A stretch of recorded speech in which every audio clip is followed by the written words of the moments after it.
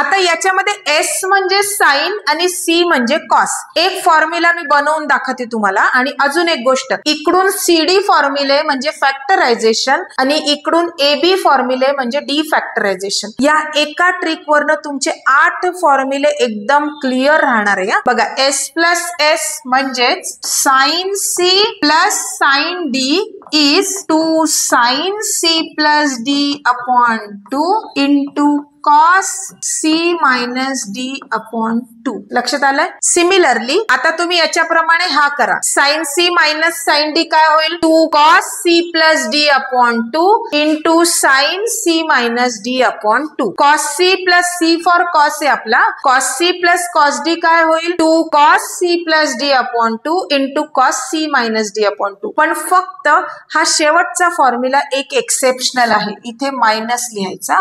cos c exceptional formula cos c minus cos d is -2. इथे minus लिहायचं. फक्त कुठे तुम्हाला इकडून इकडे जाताना, फ्रॉम राईट टू लेफ्ट जाताना, -2 sin c plus d upon 2 into sin c minus d upon 2. मुद्दाम मी त्या फॉर्म्युल्याला बॉक्स करून ठेवलेला आहे याच्यासाठी. क्लिअर झालं?